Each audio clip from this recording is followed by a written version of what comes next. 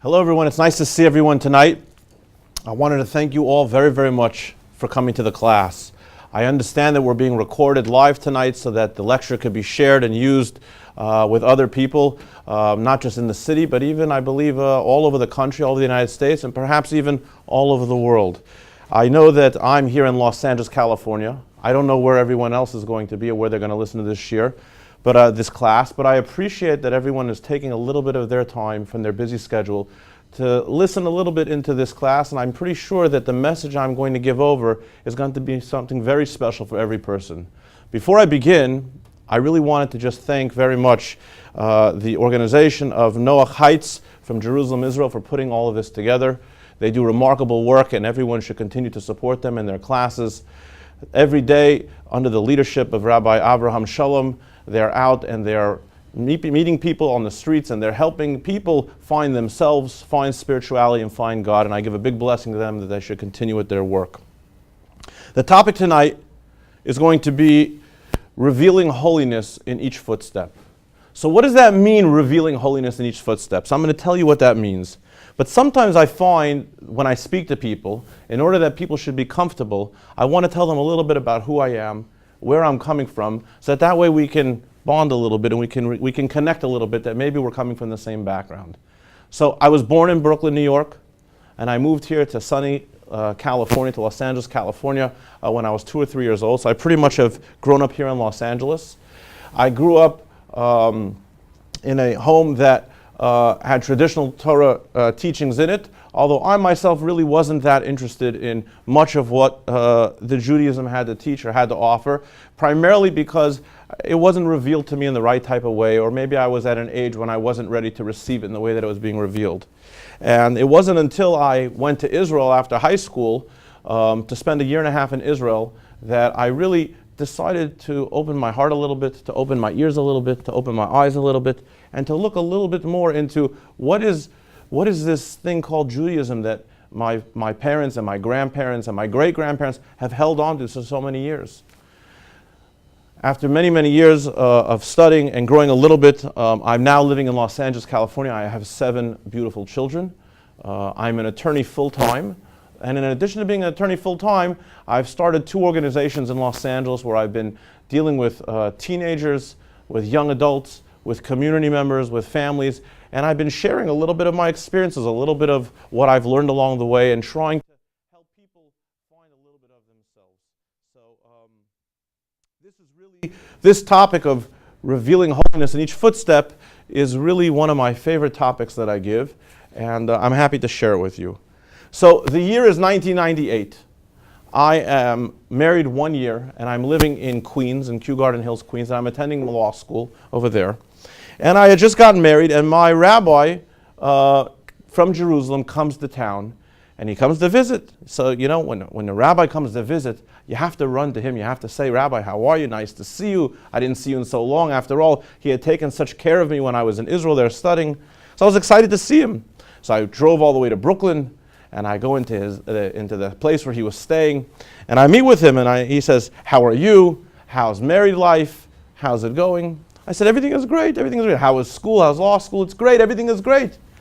He says, "What's the problem? Any problems?" I said, "You know, when I was in Israel, I liked where I would pray. I was quiet, there was a different atmosphere in the air, you know, and I'm having a difficult time finding a temple to pray in here in New York."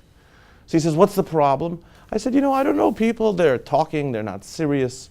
It's not really something where I was feeling an inner spirituality or I was growing from."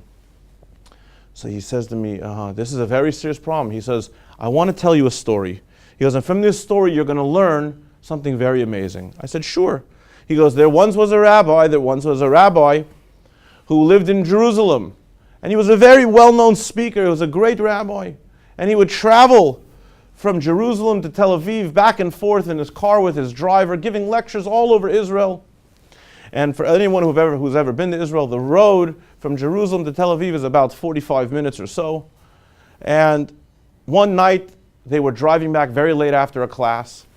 And as they're driving late back, the driver, kind of lost, because he lost track of the time, it was so late, he didn't pay so attention to his speedometer, to how fast he was going, and he went above the speed limit. So everyone knows what happens when you go above the speed limit. A police officer pulls you over and writes you a ticket, and that's exactly what happened. Except this police officer, right, he went ahead, he pulled the car over, and he walks over there, to the car, and he says, "Do you know how fast you were going?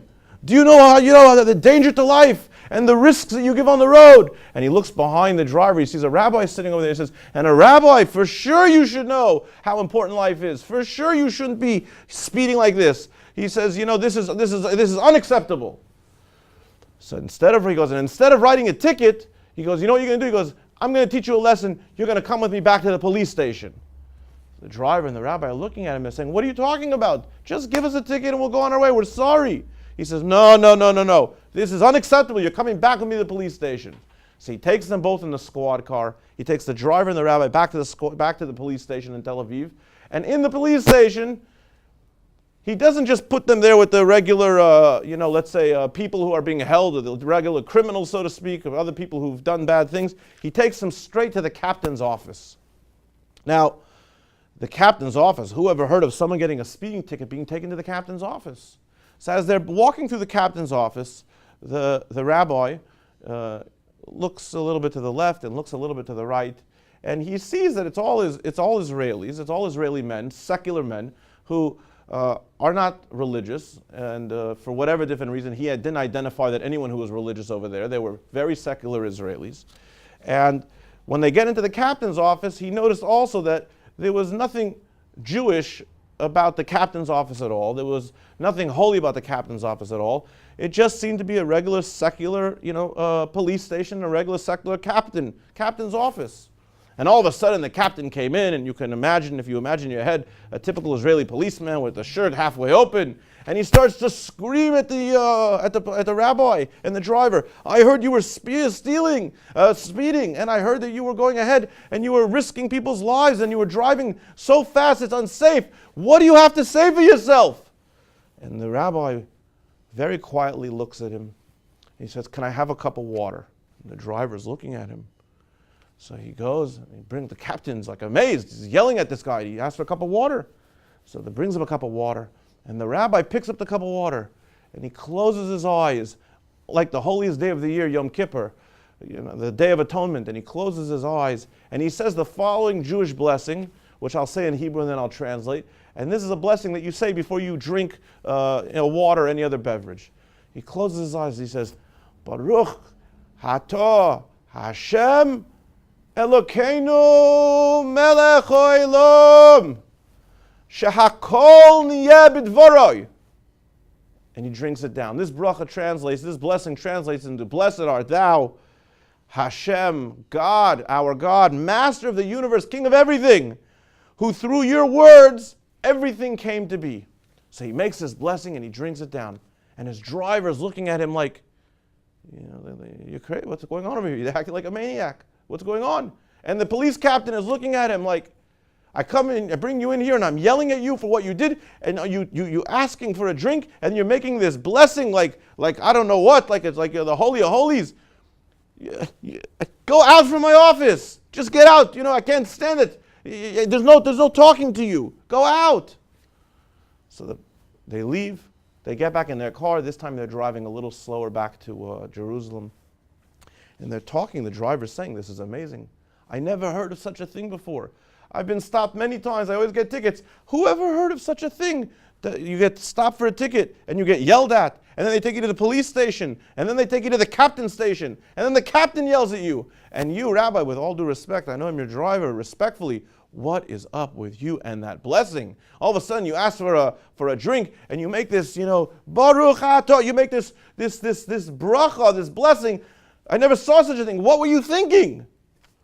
So the rabbi says, I want to tell you. I'm going to tell you something amazing. The rabbi says, it's 100% true, you're right. The events of the night were not within the norm. The events of the night should have been that the police officer pulled us over, and the police officer wrote us a ticket. But you know what? For whatever different reason, he took us back to the station. He brought us to the captain's office.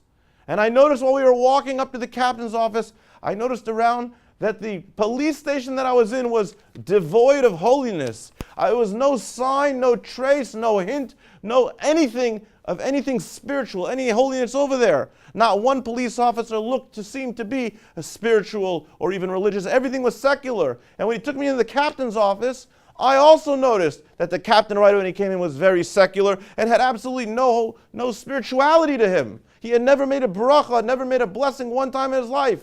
He goes, and I have been taught a lesson from my rabbis, the rabbi said, that when a person is in a place that is devoid of holiness, when a person is in a place that is devoid of any spirituality, you have to seize that moment. That's your opportunity to go ahead and do something that no one else in the whole world has ever done. He goes, so you know what I did? He goes, I asked for a cup of water. Because I know that even though the captain must have drank many, many drinks in that office, it seemed to me that even though he drank many drinks, he never once thanked God for that bracha, for that water. He never once acknowledged that the water came from God, and he never infused any holiness or any spirituality into that location. So the reason I asked for that cup, and the reason I picked it up, and the reason I closed my eyes is because I was about to do something that no one else had ever done before. I was about to go ahead and bring holiness into that location, that little cube, that little box, right, that had never had holiness before. And that's why I made such a big bracha. So remember, I was telling my rabbi that I wasn't happy with the place where I was praying in Queens. And I asked him, what's the solution? The place where I'm praying is not, it wasn't the people that were serious. It wasn't something that was, that was pulling to my inner spirituality. What should I do? And he tells me this story about the rabbi who made the blessing on the water. And he says to me, Avi, right? My name is Avi Leibovic. He says, Avi, always remember your whole life. Whenever you go in a place where there's no holiness, where there's no revealed holiness, I should say, where there's no spirituality, your job in this world is to bring out that spirituality. He goes, so when you go ahead and you go to the temple that you pray at, the synagogue that you pray at, even if everyone over there is kind of taking it as a joke and they're laughing and they haven't seen friends in a while and they're doing whatever it is that they need to do with each other, and even if some of them are sleeping or they're talking during services, whatever it goes, if it's devoid of holiness and devoid of that spirituality, what is your job at that moment? Your job at that moment is to take your prayer shawl, your talit, and to put it over your head and to close your eyes. And you have to say, even though everything around me is chaotic, and even though everything around me is like darkness and is not glowing of holiness, I'm going to go ahead, and in the place where I'm standing right here, I'm going to make this place holy. He says that's what you need to do. You need to put your talit, your prayer shawl over your head, and you need to go ahead and make that shul, that temple you pray, somewhere holy. So I want to tell you that hit me very hard, that story. It hit me very, very hard that I had this ability with every footstep or every place that I went to go ahead and bring holiness. So the next week, I'll tell you something, another rabbi who I had known for many years calls me up. He says, I got to tell you this story, Avi, I got to tell you this story. I said, what? He says, in New York, the streets are packed tight, there's cars everywhere up and down, and sometimes people are driving really fast, and they hit the side view mirror, the side mirror on the car. So a garbage truck was coming down the street. It hit the side view mirror of my car, and the side view mirror fell off. I was calling around different gas stations. I was calling around different automotive shops. I couldn't find a place to go ahead and find the side view mirror. He goes, finally, I found one place. It was 100 miles away or whatever. It's 90 minutes, an hour and a half drive away from New York. He had a junkyard. He had every part and every model and every piece. He said, go ahead, come here. Sure, no problem. I'll take care of you. He goes, so I drove over there. He goes, and Avi, listen to this story. He goes, I come into the place over there, into the automotive shop, right, and I look like my rabbi says to me, I look like a regular rabbi with a suit and a tie. And I ring the bell to ask for service. And once I ring the bell to ask for the service, he goes, out comes this, he called him like an oil monster. This guy covered from head to toe, all black with oil and dirt and grime from working on the cars, on the clothes, on the shirts, everything from head to toe. Even the glasses that he wore had oil smudged into the glasses. You could barely see through. He says, can I help you? So I said, yeah, sure. So he says, I need this part. He goes, okay, 1 minute. He goes, I have to go to the back of the yard, the back of the junkyard to go get the part. It's going to take about 10 minutes. Just sit still. So he said, I sat there. He goes, and I learned a little bit of the Bible. I read a little bit of the Bible while I was sitting there waiting. And 10 minutes later, he came back. And 10 minutes later, he says to me, the bill is, whatever it was, $25 for the side view mirror. I paid him. And as I'm about to go out, he says, hey, Rabbi. And I turn around. He goes, you're a rabbi, right? You're a rabbi, right? You're Jewish. You're a rabbi. He says, yeah, yeah. He goes, aren't you going to wish me to have a good Shabbat, to have a good Shabbos? Shabbos is the 7th day of the week, the day of rest. He goes, aren't you going to wish me to have a good Shabbos? And all of a sudden, I looked at this man who a minute ago was an oil monster, covered head to toe, and I couldn't see anything Jewish about the person. He seemed to be covered totally in oil. Even the glasses were smudged. And he kind of like lowered his glasses a little bit. And behind the dirt in the glasses were these beautiful blue eyes. And he says, yeah, I'm Jewish, that's right. He says, it's called Joe's Automotive? Well, my full name is Joseph from the Bible. I'm Joe's Automotive. Wish me a good Shabbos. The rabbi couldn't believe it. He wished him a good Shabbos and he left. So he calls me up all excited. He says, Avi, can you imagine? I went ahead and I met this person. He tells me the whole story. He goes, and the guy turned out to be a Jew. He goes, I never would have imagined it. It turned out to be a Jew. And I said, that part of the story is very interesting, Rabbi. I said, it's a great story. I said, but I want to tell you something that I'm more touched by. He says, what's that? So I told him this story about the rabbi who had the speeding ticket and about the rabbi who said the blessing with the water, and how when you're in a place that's devoid of holiness, or there's holiness there, but it's still buried within, and it's your opportunity to reveal it out. I said, you remember in the story you told me that when he went to the back of the yard for 10 minutes to go get the side view mirror, that you sat down and you learned a little Bible? I said, think about what you did. I said, how far were you from anywhere in civilization? He says, 90-minute drive, over 100 miles over there. He goes, I was in the middle of nowhere. I said, besides for Joe, who ended up revealing himself to be Jewish, but not being, a practicing Jew, I said, was there any positive Torah commandments, any spirituality, anything that had been done in that location at all? Absolutely not, impossible. I said, so think about it. When you learned that Bible for 5 minutes, you know what you did? You elevated that place on earth, that location on earth, you elevated it up to a very, very high level. He says, you're right. It's a very interesting thing. So I want to tell everyone something. Rabbi Azriel Tauber, who is a famous lecturer and author and a big scholar in Muncie, New York, he asks everyone regularly at classes, he goes, what is the most important commandment in the Bible? What's the most important commandment in the Bible? So one person says, honoring your parents. He says, close, but no. One says, waiting for the Messiah. No. Keeping the Sabbath. No. He says, you know what the most important commandment in the Torah is? He goes, it's a commandment to reveal, to make a Kiddush Hashem, to reveal the Kavod Shemaim. What does that mean? It means the most important commandment in the Torah is to sanctify God's name, and is to reveal His holiness in this world. Because everything else that you do, those are all vehicles and ways to sanctify God's name. When you honor your parents, you're sanctifying God and you're bringing God's name into this world. When you're keeping Sabbath, you're sanctifying God and you're bringing God's name into this world. When any positive commandment you do, you give a ride to your friend, you're sanctifying God's name, you're bringing God into this world. Any commandment you do all stem out from what? This commandment of making a Kiddush Hashem, of sanctifying God's name.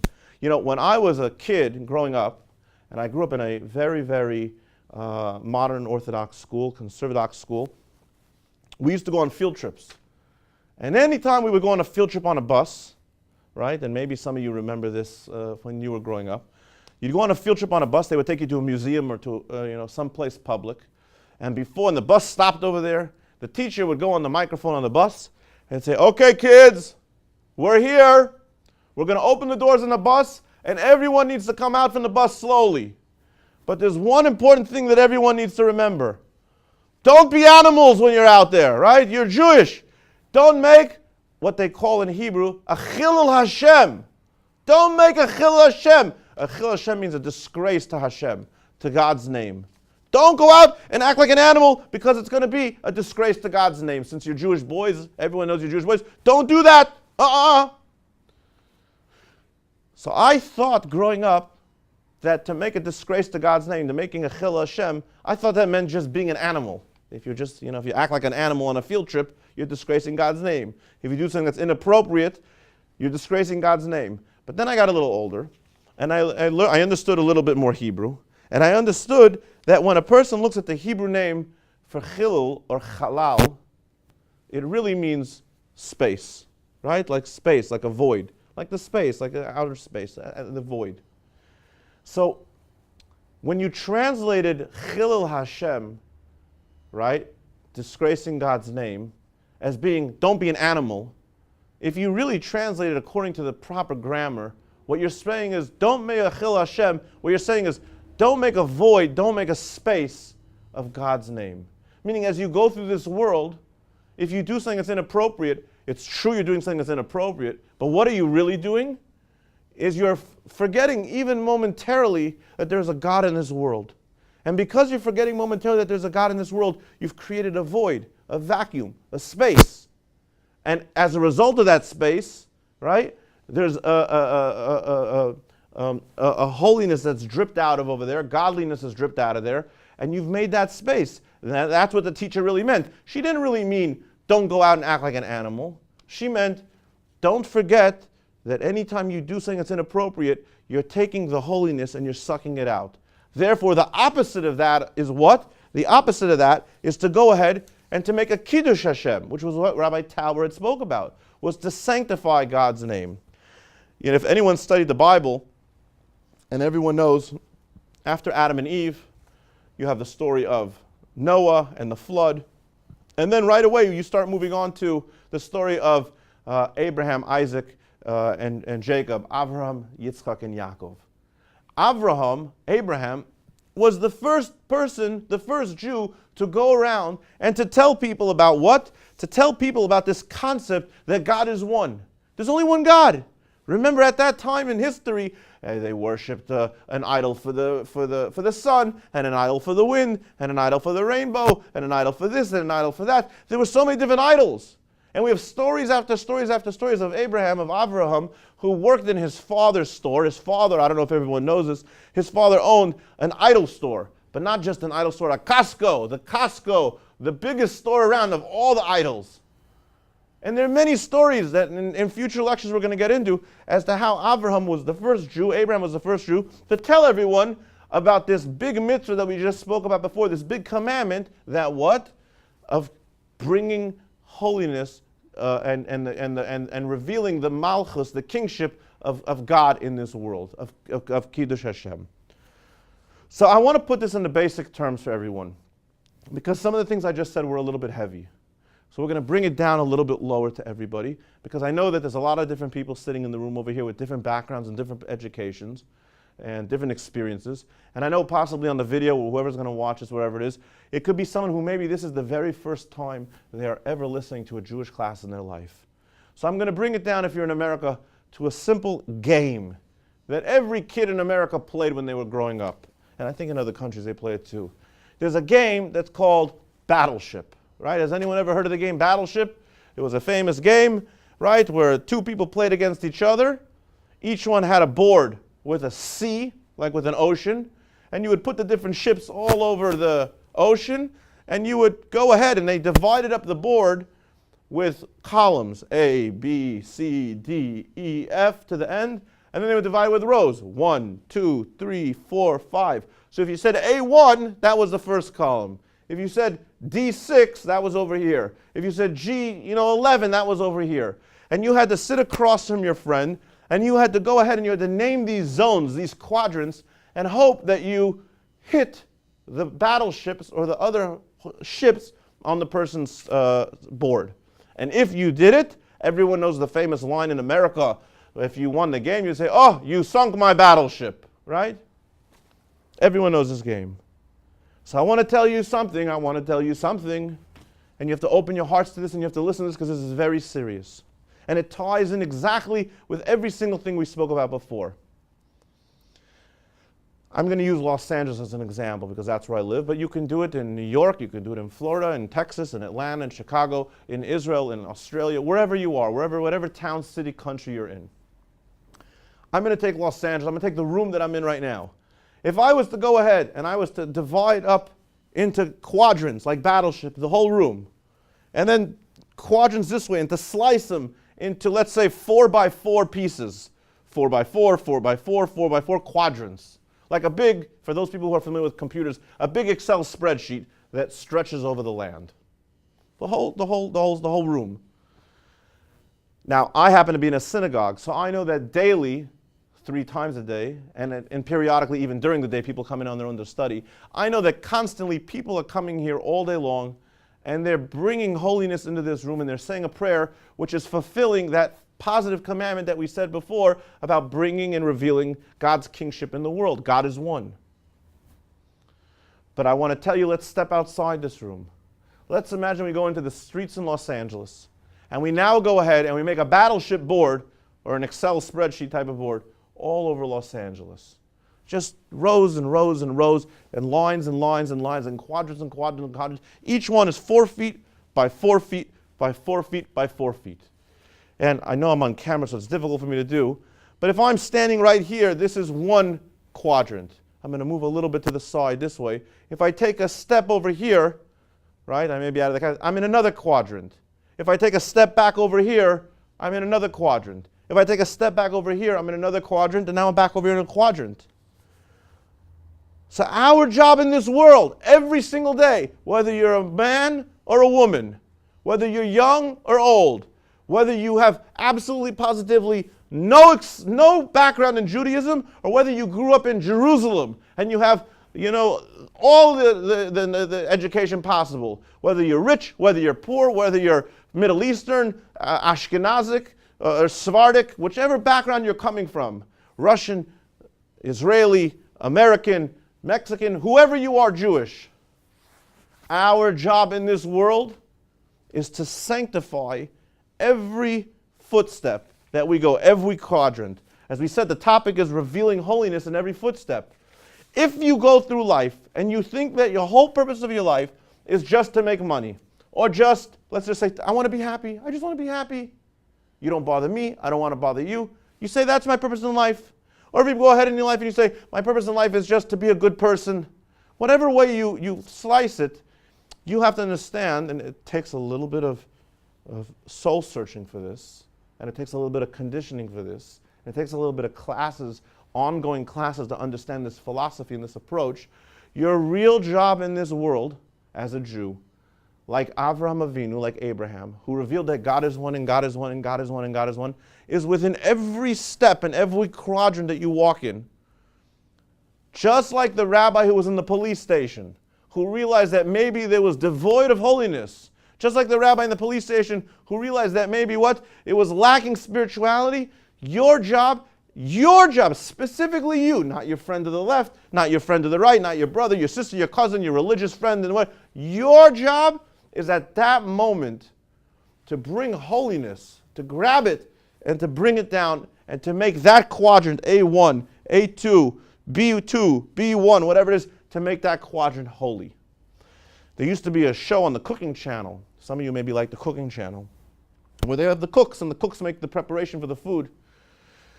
And the show on the cooking channel used to be one of the most famous ones. The fellow's name was Chef Emeril Lagasse. So if any of you have seen Emeril Lagasse, he had a famous word that he would say when he would pick up the spices, right? He would pick up a handful of spices, and he'd say, I'm making the chicken, and I'm making the meat, and I'm making the salad. And he takes the spices, he goes, everybody, what am I going to do? And the whole audience would go like this. He would throw the spices down, and he'd go, bam! He would throw all the spices down, bam! Right? That was his gimmick. Bam, bam, bam, bam, spicing, bam! The whole audience would go wild with excitement when he said bam. Your job, I don't want to say like Emeril Lagasse, is as you're walking in the streets of your city, is to, especially in the places where there's no holiness, where there's no spirituality that can be found anywhere. Because we live in a world and in a time in 2013 where really it's very hard to find holiness. You're not going to be in the Bible. If anyone's ever studied the Bible, the second book of the Bible, Moses, everyone's heard of Moses, Moshe, he walks and boom, there's a tree of fire over there. You're not going to find too many trees of fire burning down in the middle of the street. It's not going to be so outwardly in your face that there's a God in a tree on fire talking on you. So it's very hard in this darkened world to find that. So as you walk through the street, your job is, instead of taking spices and throwing it into chicken and saying bam, your job is to realize, okay, I'm going to grab holiness from the air and I'm going to throw it down, bam, into this spot where I'm standing, and I'm going to be the first person in the whole history of mankind to bring holiness to this spot and this location. You know, I was once giving a class at UCLA, and I said to one of the students over there, I said, any of you know how long, UCLA has been around? So I don't remember what the answer was. Someone took a guess. The old campus, the new campus, they estimated back 70 years or whatever. So I said, and how large is the biggest class that you attend? He said, oh, psychology. He goes, there's 400 people in the classroom, a big auditorium, 400 people, one shot. I said, so everyone sits like an auditorium going up in the seats? Yes. So I said to him, are you allowed to eat in class? He said, yes. I said, no one cares if you eat or drink? No one cares if you eat and drink. I said, does anyone notice if you eat or drink? He goes, no. I said, how many, let's say, religious Jews are sitting in that classroom? He says, of 400 people? He goes, absolutely none. None of them. I said, there's 400 seats. I said, so I want to ask you a question. I said, and every time you sit in a different seat? He goes, yes, every time I sit in a different seat, there's no assigned seating. Fine. I said, if you were to go ahead and you were to take out a Snapple or a Diet Coke from your backpack in the middle of class, and you would open it, and before you drank it, you thought to yourself, in the last, 70 years, do I think that anyone has ever sat in this chair in UCLA campus and made a blessing on this Diet Coke? Do I think that anyone has ever sat in this chair and with the proper mindset to acknowledge that there's a master of the world, a king of the universe, who has brought everything into existence, who controls every leaf falling from every tree and every blade of grass, how it grows? Has anyone, you think, ever in the history of UCLA made a blessing in your seat? He said, probably not. No, probably not. Definitely not. I said, so can you imagine next time you go to class and you want to take an apple, a bite of an apple or a drink, if you sat and you made that bracha, you made that blessing, you're taking the spices, you're taking the holiness, bam, you're throwing it down. Now, if a person adopts this approach, then every single part of his day, wherever he goes, to the market, to the gas station, walking down the street, wherever you're going, you now have an absolutely, totally new obligation, responsibility, assignment, whatever word you want to use. You have an opportunity. That's the best word to use. An opportunity to do something that no one else has ever done before. I kind of, this is going to sound a little funny. It's going to sound a little funny.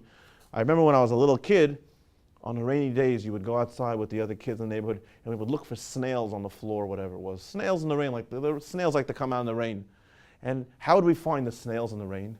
Everyone knows you would follow like the little golden trail that the snail would leave, from its, the juice that it leaves, it turns golden or whatever.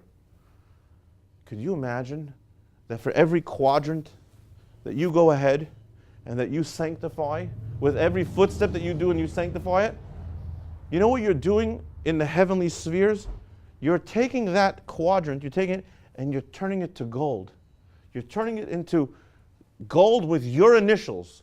No one else in the history of the world has been able to do what you just did. You're almost like Abraham, like Avraham Avinu. I sometimes go hiking with my children in Los Angeles, beautiful canyons over here. And the canyons, they have a road and a path that's trailed for the people to go on. They don't want you to go off the road. But every now and then, I go off the road 10 feet, 20 feet, randomly in the middle of the forest, in the middle of the trail. And I sit underneath a tree with my children, and I give them a little potato chip or a carrot or an apple.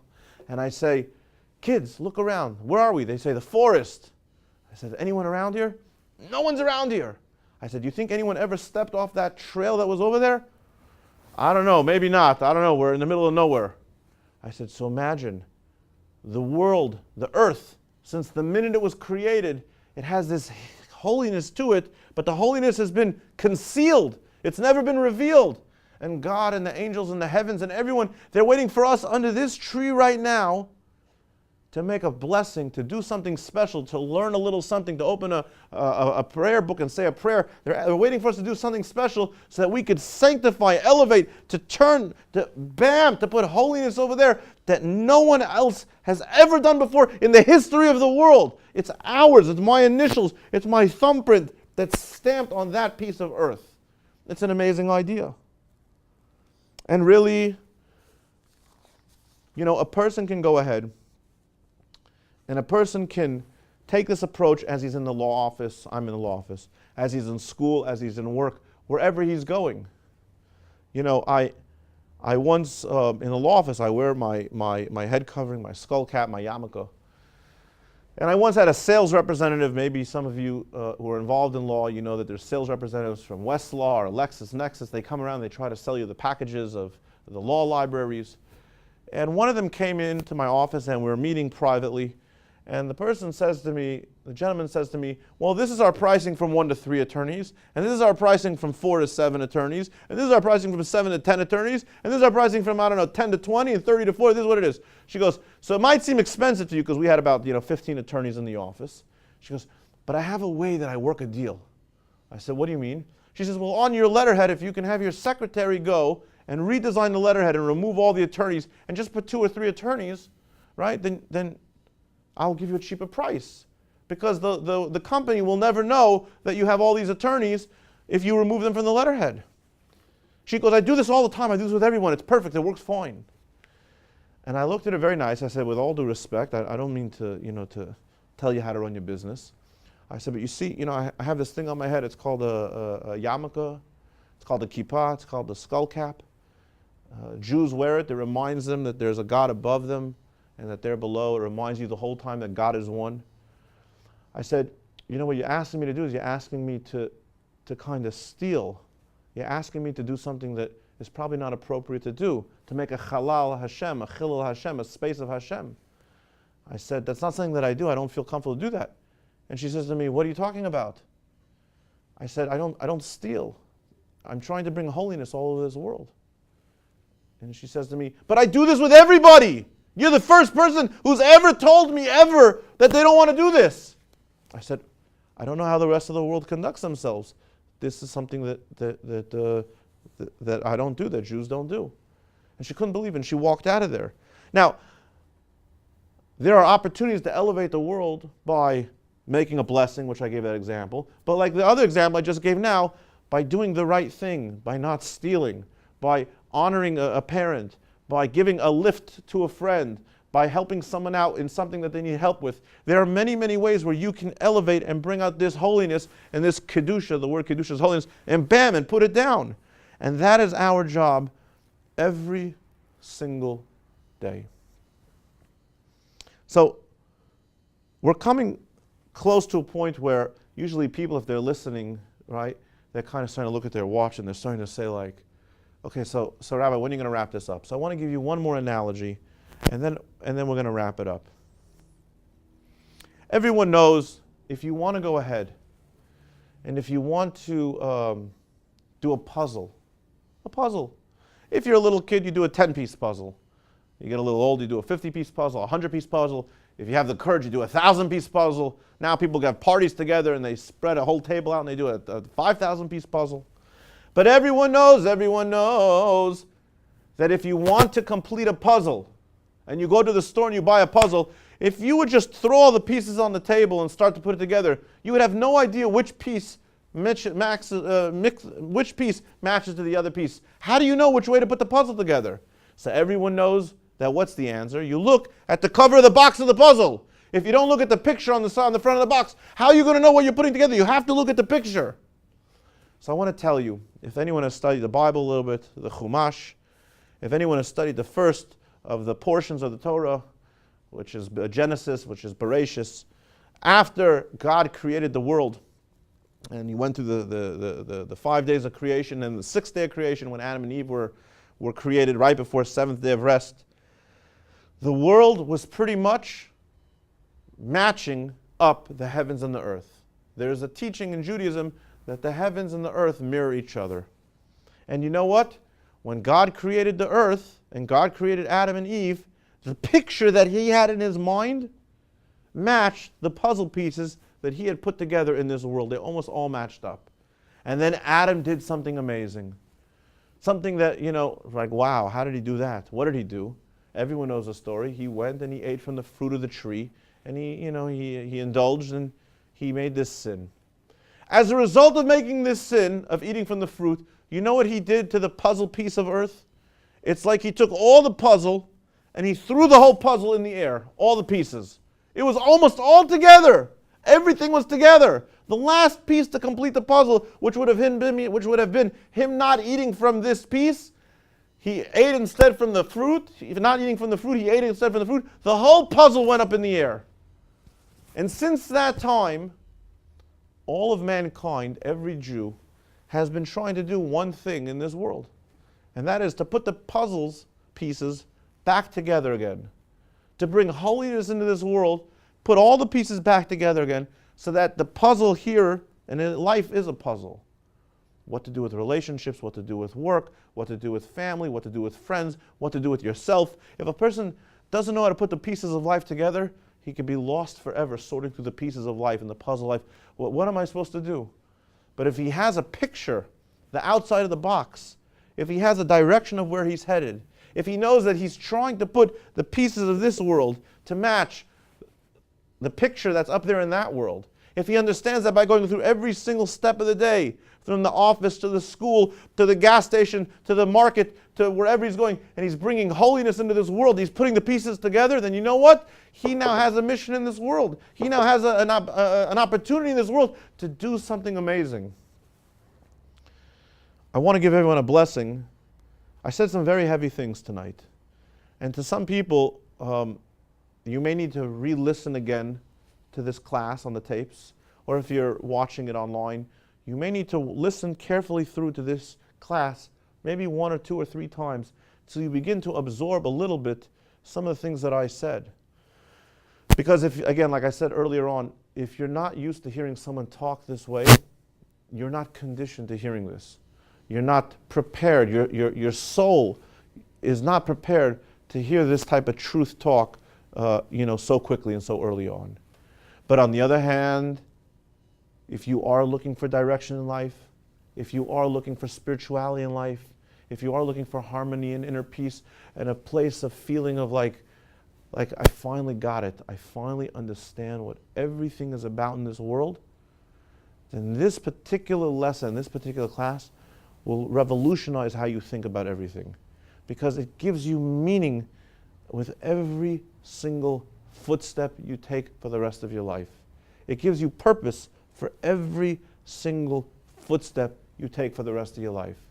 Because instead of just walking around aimlessly for the next 80 years, instead of just living your life and have another coffee and another Starbucks and another bagel and another this and another that, you understand that with every step you have an opportunity to what?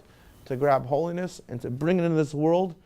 Even if it means holding the door open for someone at a coffee, at a Starbucks, or you have an opportunity to bring holiness into this world. I give a blessing from the bottom of my heart that again, that the organization should continue to have tremendous success. I give a big blessing to Rabbi Avraham Shalom and the important work that he's doing in bringing people closer to this world, like Avraham Avinu, to tell them God is one. He has the name Avraham. Avraham Avinu had the name Abraham. They're on the same mission to show that God is one. And I give a blessing to all of you, everyone here in the room and online, that you search within your heart, that your heart sometimes is it's like covered with like layers. In Hebrew, they call it klipot, husks and shells. Like an orange has a shell or a peanut has a shell. And our job, and because there's so many shells on our soul and on our heart, it's very difficult for something to penetrate. Nothing goes in. Nothing goes in. No Torah, no light, nothing goes in. You have to give a blessing that everyone should be able to peel off the shells and peel off the klipot, to peel off the husks and peel off the outer shells. Because what happens when you go ahead and you peel it like an onion? When your soul is finally there and it's finally revealed, then you're going to be able to really reach your full potential. You're going to be able to be the full you, the real you, and you're going to be amazed at what you accomplish in this world. I wish you all the biggest success and only bracha and the help of God in everything that you do. Thank you very much. All the best.